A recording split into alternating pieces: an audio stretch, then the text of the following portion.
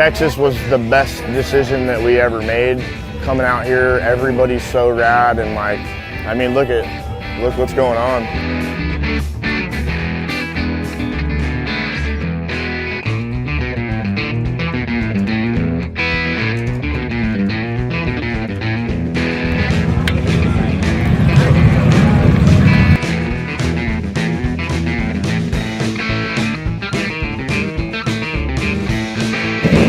It's a good transition from skating the street to riding bikes, and you get nomadic, go across the country, worked out.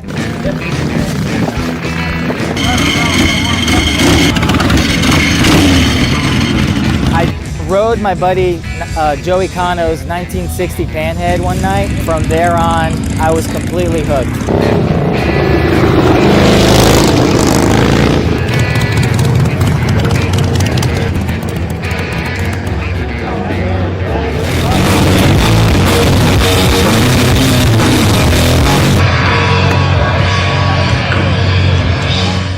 Daryl Borba, I'm out of Magnolia, Texas. I brought 49 Panhead, built it for Born Free 12, and a 46 Knucklehead. The Knuckle, I worked very hard to get the Knucklehead. I traded a Sportster chopper and a 52 pan, both running riding bikes, and a pocket full of cash for the Knucklehead. It was a little different when I got it, and I took the front end off, ditched the pipes, ditched the gas tank, and then, you know, kind of did my thing to it. And it's been fun. Did 180 miles from Houston to come out here and didn't skip a beat. Great bike. Love the Knucklehead. The Panhead, I ride around a little bit here and there, but it stays as nice as I can keep it. But I still ride it. Bought a running bike, sold everything but the motor and the frame, built the front end, built all the pipes, did all the fabrication. I actually did all the body work on it as well. And then Scott, Chemical Candy, painted it for me. So I didn't want the light on the sissy bar. So I was like, where am I gonna put this light? Oh, right there. And cut it off and welded it on. I was like, that's it, that's where it's gonna stay. Originally from California, came out a few years ago, but when I came out, I didn't have any connections with anybody, you know? I didn't have a chromer, a polisher, all that kind of stuff that I had at home, so a lot of the stuff I did myself, aluminum, stainless stuff, polished it all myself.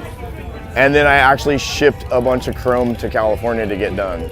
So like, not having the parts guy that I was used to going to and stuff like that, you know, so it was a challenge. And then I did all the body work myself. And I had never done that amount of body work, so I probably have like 100 hours in sanding on that motorcycle. But I learned a whole lot, so that was cool. Started working for a guy that was building bikes and had grew up in a shop. My dad built hot rods and stuff like that, and just fell in love with motorcycles and welding and building stuff, and just that's where it went. I'm a TIG welder by trade, and I did sanitary stainless piping for like food grade stuff, and got a phone call that there was a job at a prison welding stainless, teaching inmates how to weld. So I took the job. It was only a 9-month thing, so the 9 months was up, and the guy that got me on there called, like, hey, you want to build jails? I was like, let's go. So built jails for about 5 or 6 years, then moved to Houston, and I ran the maintenance program for all the jails there. And then just recently quit that, and I'm on my own. Just a welding shop, general welding, fabrication welding, you know. Bikes, I'm trying to keep fun. You know, I feel like if I do it for a living, it's not gonna be fun anymore. It's been good, I'm busy, man, very busy. Didn't think that was gonna happen, but now I have more work than I can shake a stick at. Texas was the best decision that we ever made. Coming out here, everybody's so rad, and like, I mean, look what's going on, you know. Daryl Borba, I'm from Magnolia, Texas. Instagram's Dirty Misfit, and Borba's Specialty Welding.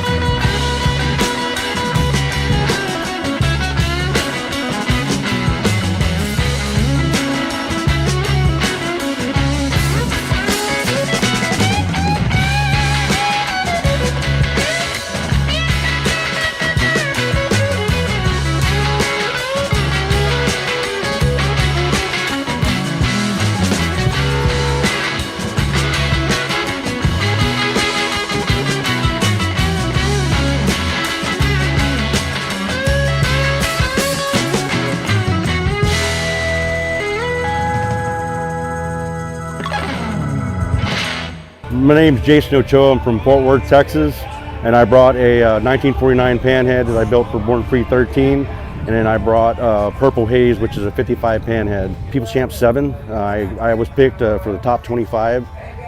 Didn't make the 6, but I still finished the bike, took it to Born Free, and it got a lot of attention there. That bike was built kind of in honor of my dad. He loved Jimi Hendrix, so built a bike kind of in his honor. And I eventually wanted to give it to him, but he passed away a couple of years ago. But he did get to see the bike and really appreciated it. So that's kind of my tribute to him. And as long as I'm alive, I'll never get rid of it because of my father. Yeah. It was one of my the first ground up build I ever did. Rick Bray from RKB Customs, good friend of mine. I talked to him about a girder front end, and I kind of built the bike around that front end. So we did a super narrow 4-over. The frame is a 57 straight leg. It was pretty bad shape. So we straightened everything out, got everything going, did some light molding on it. For the most part, it's a pretty simple bike, but it still has that kind of a really nice kind of low 60 style, which I was going for. I actually taught myself how to TIG weld on that bike. Bought a nice little Miller TIG welder and kind of just practiced, and that was the biggest challenge. I mean, I'm not an everyday welder, so you know it's kind of a hit and miss on certain days, and I'm pretty good at messing stuff up, but I just kind of keep going until I get it right. I built a 49 Panhead. It's a shovel head frame to convert it, and did a lot of modifications to the frame. I wanted to do a lot of engraving, a lot of details. So that was kind of what I wanted to push for Born Free 13. A guy out of Dallas, Texas named Gilbert Cortez. He did all the engraving for me. He did some engraving on Purple Haze as well. So I've known him for many years, and I told him I wanted to go all out, and he was, you know, he's kind of pushed me to do the entire hoops on that bike. He's like, let's just engrave the whole wheel. I was like, well, it's kind of a lot, isn't it? And he goes, take you a while. And he's like, no, I want to do it. I had a friend of mine, he actually machined the ribs in for me and then sent me pieces, and then I welded them in, pushed them out to the side of the bike, and I wanted them kind of long. They were actually longer than they are now, but I cut them down. So both my Born Free bikes were painted by Scott Hopeter, Chemical Candy Customs, good friend of mine. We've always come up with like different schemes and what we wanted to paint or what I wanted, and he just makes it happen. This one was challenging because we were trying to tie something in with the engraving. We tried a couple of different things, and I really didn't like it. He didn't like it, so this was the last decision we made was to do the flames with he did this really cool, like, I don't even know how it looks like, almost like lava on top of the tank, and then tied that into everything. So I'm pretty happy with that as well. I've always been into bikes. Had a little dirt bike when I was 6 years old. I grew up on a ranch, so I was always kind of, you know, run around on that thing. And then my dad was into shovel heads. Started small, you know, just converting, cutting, and chopping, and then eventually got into like doing metal work and building bikes. So been doing it for about 11 years now, and I don't fabricate every day. You know, it's kind of a weekend hobby thing for me. I was sitting on Instagram one day, kind of, you know, just flipping through, and I got a message from Mike. I was asking if I had anything in the works, and at that point I was like, why is he contacting me? Like, I mean, the thought came into my head, but I was like, no way. And he's like, well, how would you feel about building a bike for Born Free? I said, are you serious? And he's like, totally serious. So I was like in, and it just kind of snowballed. So it was a pretty cool experience. It's still amazing me today that I was even, you know, invited the first time, and then to be invited 2 years in a row was pretty cool. So my name is Jason Ochoa. I'm from Fort Worth, Texas, and I'm on Instagram. It's MotoPsycho73, and 4speedmayhem@gmail.com is my email. How's it going, man? I don't know if you've ever used clamp-on handlebar mounts before, but those things rattle and you might lose your phone on the highway. This thing's magnetic right here. Just place that baby right there, and you can get to your chopper show in East Texas with no problem at all. Josh Trevino out of Austin, Texas did the paint work for me and everything, knocked it out the park. Nicole Andrzejewski's Chicken and a Biscuit on Instagram. She did the paint on my tank. Really love bison, and we go to Sturgis every year. And obviously they have bison there in Custer State Park. Nicole also does like really cool snakes, kind of married Kansas and South Dakota together. When I built the bike, I was at Texas Harley-Davidson, and we had a painter up there, Chris Frazier. I was born in January, so my birthstone is garnet, so I wanted to go red. You know, I told him I wanted like panel stuff, chopper kind of stuff, flake. I got fish scales underneath and lace on the top. I got sleepy on here, because people used to call me that.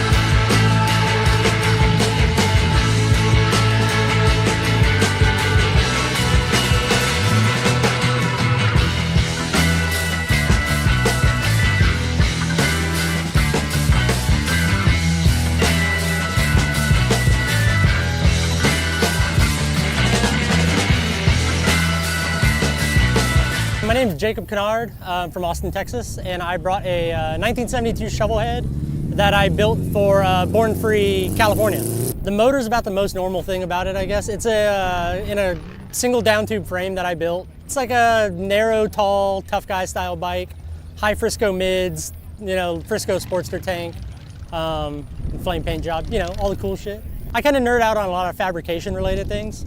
So there's parts that, like, I used like a cast neck and cast axle plates. So I fabricated all the motor mounts and everything to also look cast. So there's like a little metal magic of blending everything together so you can't tell what's what. It looks like there's a lot more time into it than it really is, kind of, but it's still a lot.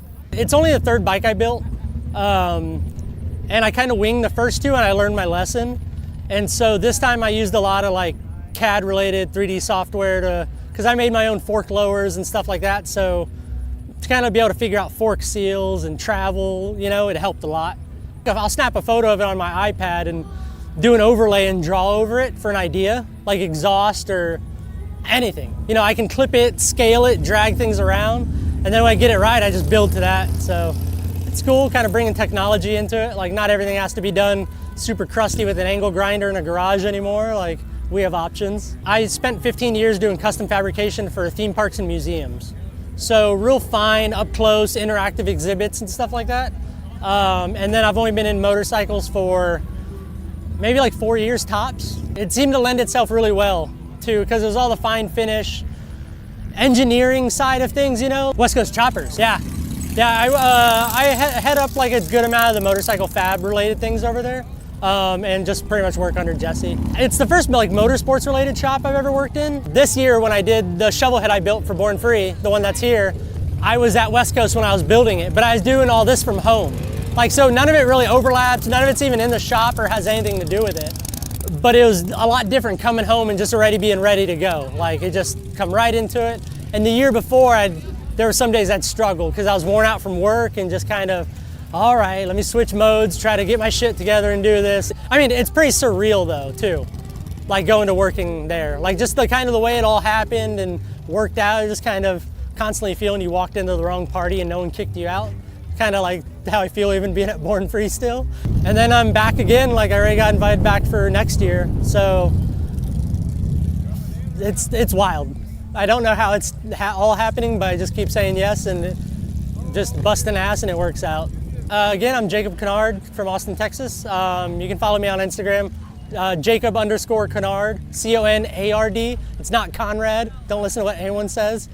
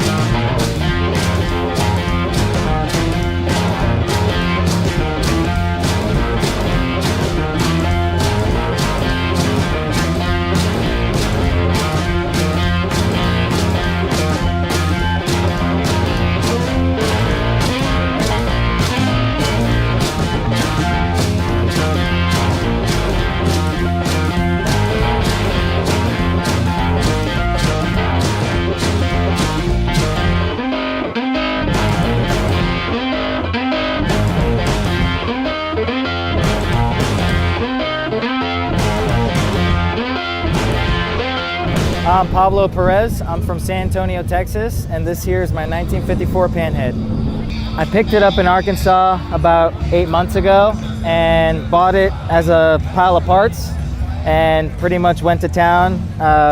Had a few friends help me out with paint and stuff, and then I did pretty much all the mechanical, did the motor, just got it to this, and today riding to Born Free was the longest ride it's done so far, so I'm pretty stoked. First Panhead, first bike build. Just not really knowing too much about Panhead motors other than seeing them.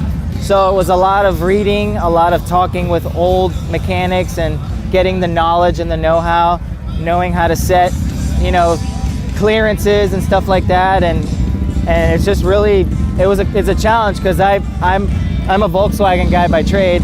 I rode my buddy Joey Cano's 1960 Panhead one night, and from there on, I was completely hooked. Like it was like I couldn't get the feeling out of my head, and I said I wanted that.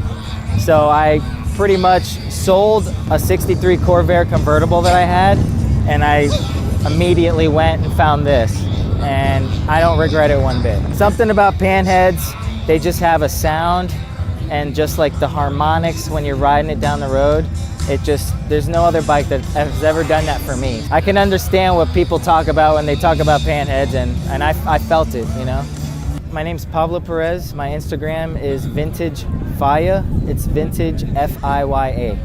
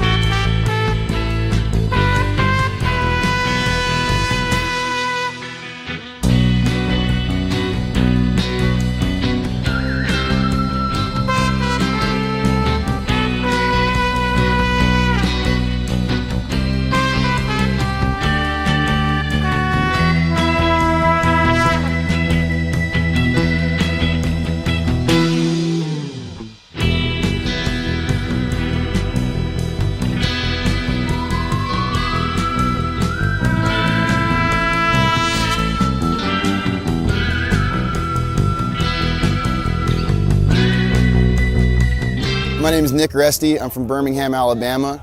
Man, it was actually during COVID, and I had those parts. I was gonna build a bike, and I've always liked VL framed choppers, and I decided to try one myself. And I had a lot of time because we were on lockdown, quarantine, and just challenged myself and really got into it. Really got into the whole figuring this out. How does all this work? Learning why it's hard to put a motor into a VL frame, all that, and just kind of pushed myself out of my comfort zone.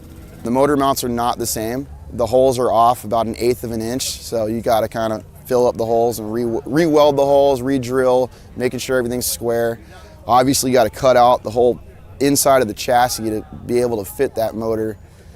Just shoehorning something bigger into a smaller frame, and you just got, the clearance is the issue. I can't really tell you exactly how to do it. You just kind of in and out. You got to figure it out, just seeing where your clearances are, cutting stuff, and it's not something you need special tools to do. You just got to kind of nut up and do it. And luckily, I've had a couple friends that have done it before, so I was able to make some phone calls.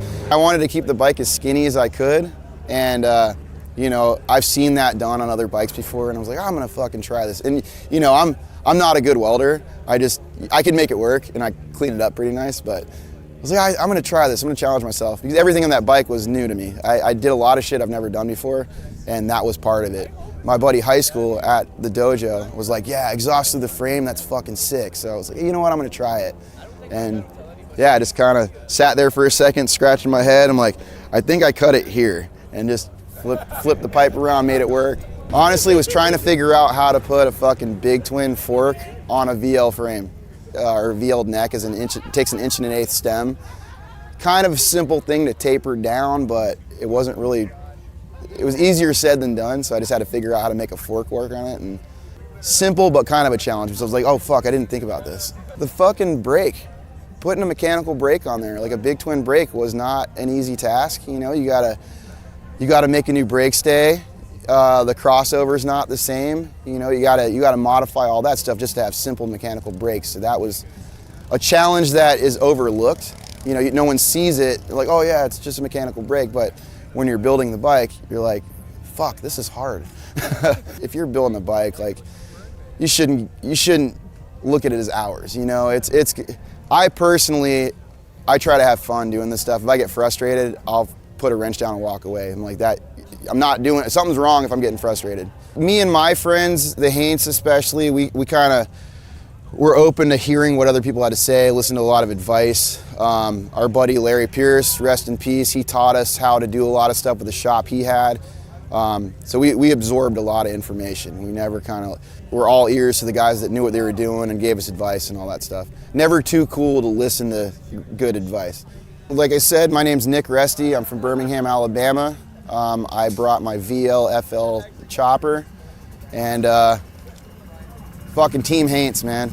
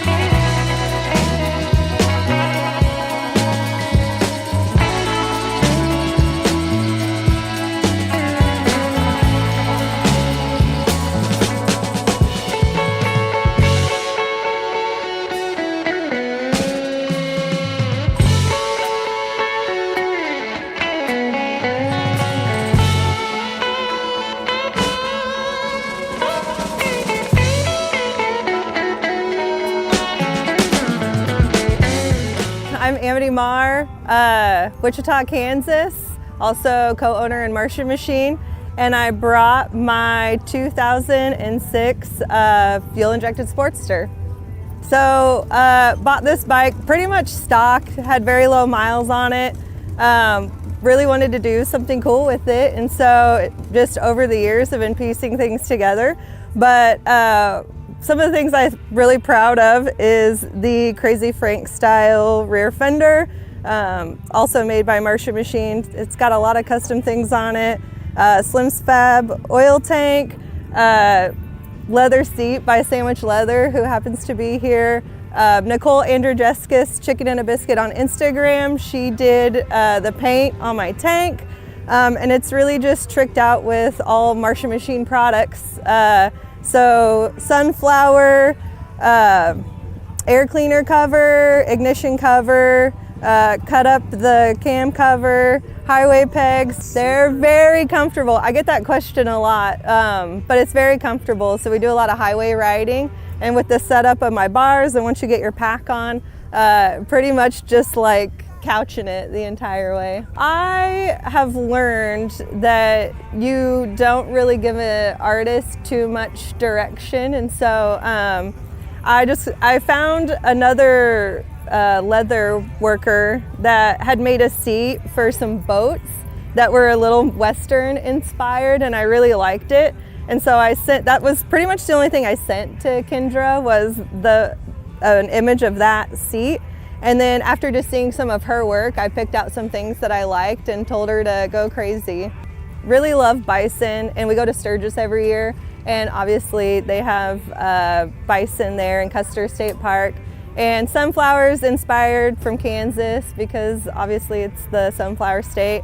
And Nicole also does like really cool snakes, and so I wanted something that kind of married Kansas and South Dakota together, and so went with that and told her to put one of her cool snakes in it, and that's what she came up with. Amity Mar, Wichita, Kansas, Amityville 626 on Instagram. When I'm not doing my day job, I am the behind the scenes for Martian Machine. It's at Martian Machine Co. on Instagram.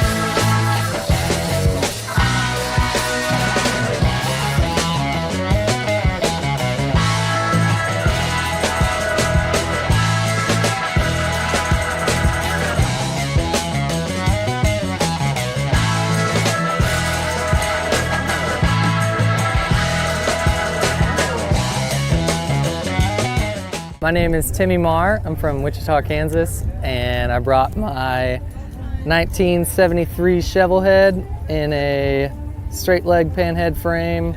Tank is molded in, fender's molded in. It's got a cool rigid front end on it. So I thought it would be funny to have like a really, really tough chopper, but have an underlying really girly theme. So I built a Clueless theme bike. But if you've never seen the movie Clueless, you might not catch that it's a Clueless theme bike. Tough old biker guys are like, whoa, cool, that's a badass bike. And then their daughters are like, oh, this bike is so cute. There's a scene in the movie where she gets bumped into by a high school boy and she goes, ugh, as if. So my license plate says as if. She's like always talking on her cell phone, so I have a cell phone shifter. I painted the bike yellow plaid, like her outfit in the movie. I got a couple funny stickers here and there that are like quotes from the movie. I got into building bikes just kind of through the internet.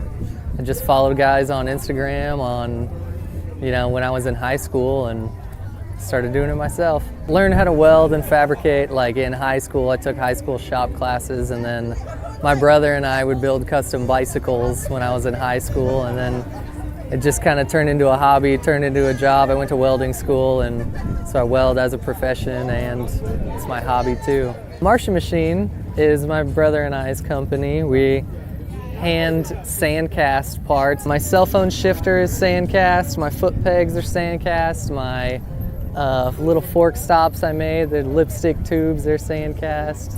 So I usually ride like this, and I just step on the chain. Or you could go up here. The kickstand, I needed a longer kickstand because I put this longer front end on it, and I just had a chunk of stainless steel rod, and I welded it on with the intention of cutting it down, but it works at that length, so I just left it that long and it works. My name is Timmy Marr. I'm from Wichita, Kansas. Skid Marr on Instagram, and company is Martian Machine. Instagram is Martian Machine Co.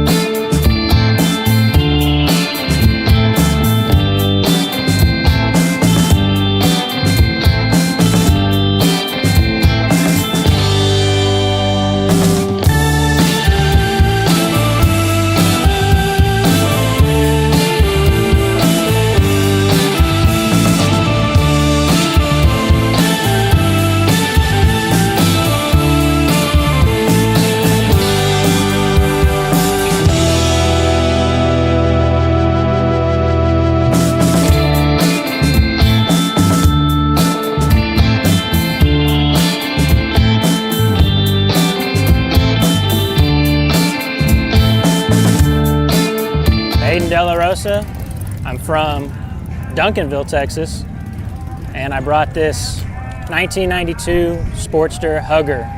It's an 883, but it's punched out to a 1200. It's got the Hafley Bros kit, which now is throttle addiction. Everything, the whole back end, sissy bar, seat, oil tank, Molin's narrow trees, Invader front wheel, stock rear wheel, tiny tank, 1 1/4. Built these bars myself, custom little headlights. They're little moons like that go under most Dynas, and so I just did doubles. It didn't even look like this the first time I did it. The first thing was to get up to Giddy Up back in 2018. The biggest thing for it was just to build a chopper. I had done a few Harleys, and I wanted to get into building more, so I knew about them. Tore it all the way down, cut it, welded it. I have a little Everlast welder. Just taught myself how to TIG weld at the house. I don't have any other fancy tools, no lathe or nothing like that. When I built the bike, I was at Texas Harley-Davidson, riding service, and we had a painter up there, Chris Frazier. He's from Oklahoma, I think just past the border.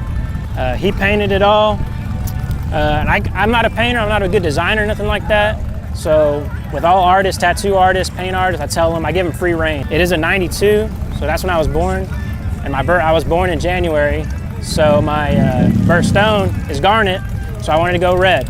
So I said red, and I told them I wanted like panel stuff, chopper kind of stuff, flake. I got fish scales underneath and lace on the top. I got Sleepy on here, because people used to call me that. And then I got a little insignia down there, BYSC, Birth Year Sportster Crew. Fuck yuppies. Aiden De La Rosa, Duncanville, Texas. You can find me on the gram at Aid Lemaine. It's like Charlemagne, but with AID in front instead.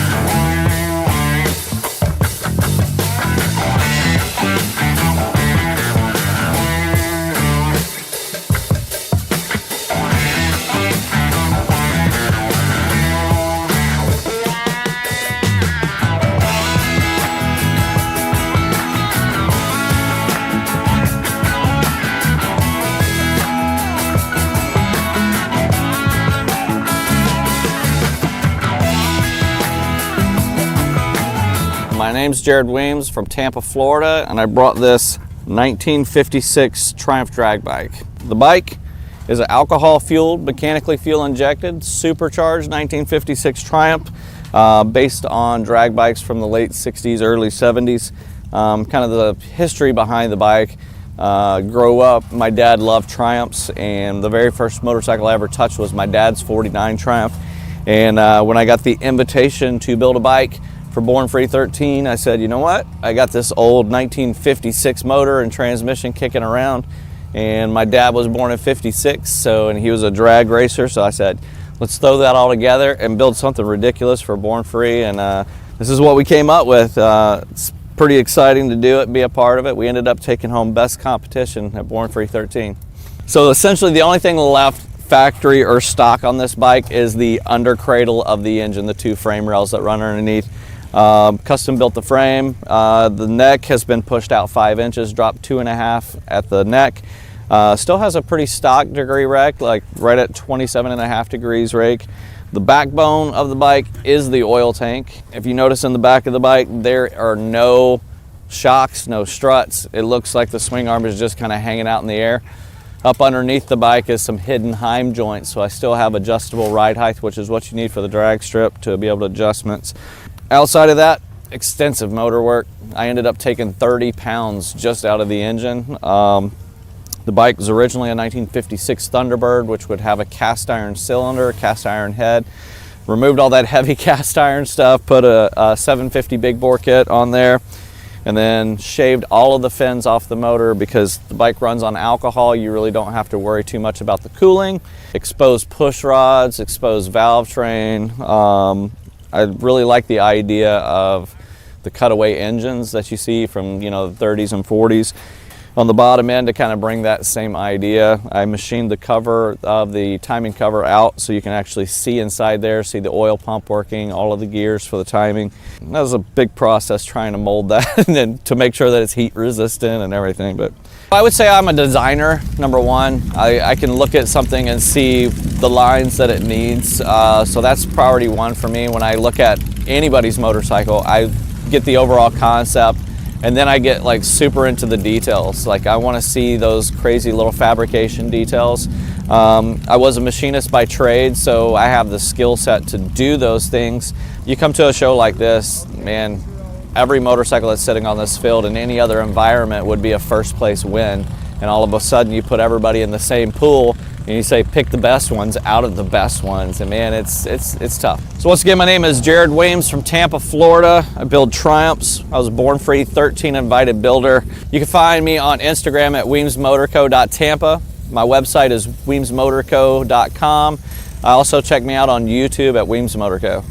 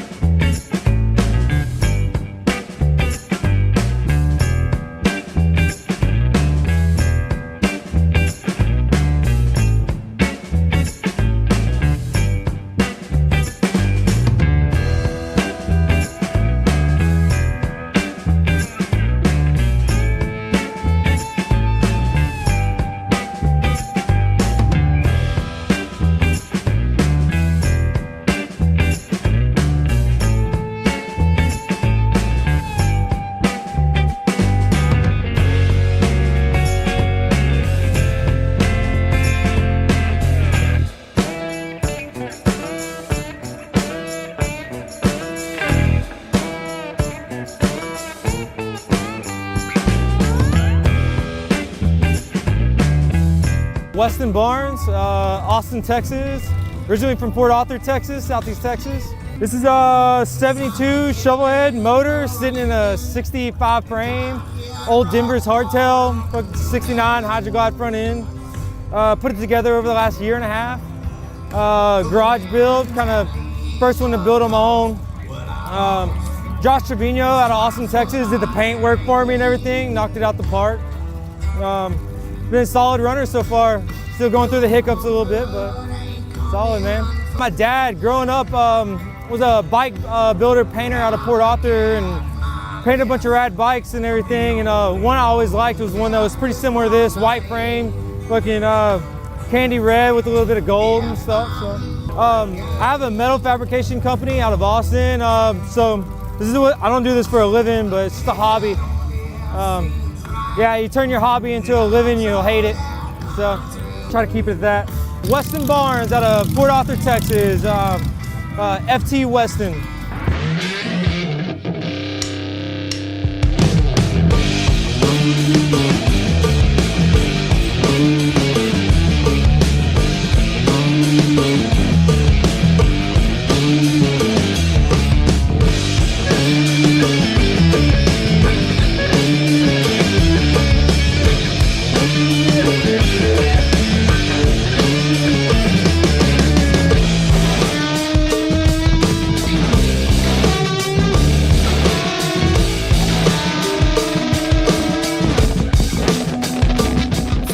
I'm from Phoenix, Arizona, and today I brought my 92 Harley-Davidson Sportster with Throttle Addiction's hardtail kit, as well as I'm vending custom upholstery. It was originally an 8A3 and it's been converted to a 1200.